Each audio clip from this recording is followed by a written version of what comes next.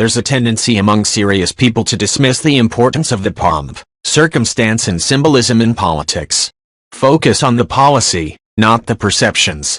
They shout. Who cares about the fluff? Emmanuel Macron, for one. The newly elected French president told a French journal Sunday that his handshake with US President Donald Trump during a meeting during the NATO gathering in Brussels last week was about much more than just an exchange of pleasantries. My handshake with him, it's not innocent, Macron said. It's not the alpha and the omega of politics, but a moment of truth. Quotation mark. He added, one must show that we won't make little concessions, even symbolic ones. Quotation mark. They shook hands for an extended period of time. Each president gripped the other's hand with considerable intensity, their knuckles turning wide and their jaws clenching and faces tightening. Quotation mark. For those who poo-poo the coverage of Trump's White House as overly dramatic, too superficial, too focused on perceptions, I say this: drama, superficiality and perception are three of the fundamental pillars of this president's worldview.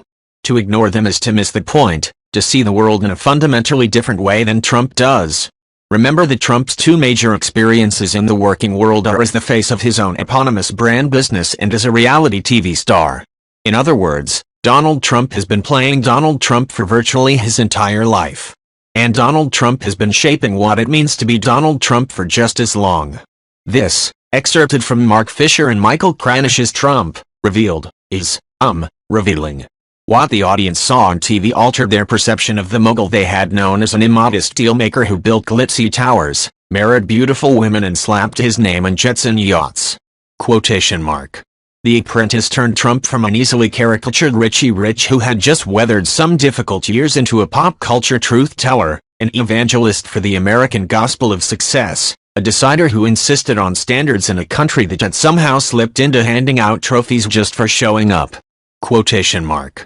For Trump, perception is reality. In that way, he is a sort of Platonic ideal of our modern politics. Every interaction in public is a chance to assert dominance, to show that he's in charge, that he's the boss. Trump believes that perception creates reality. If he looks like the alpha male and the powerful leader, he becomes the alpha male and the powerful leader. Time and again, during both his campaign and the early days of his presidency, Trump has seized any opportunity to show, in usually small ways, that dominance.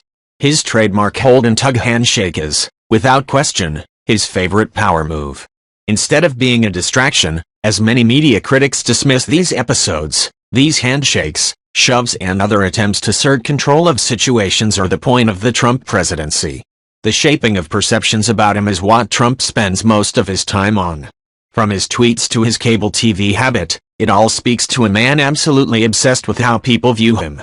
To cover Trump accurately then, you need to understand that how things look matters much more to him than how things are. Handshakes, seen through that lens, are a critical piece of grasping how this president not only views himself but how he chooses to interact with the rest of the world.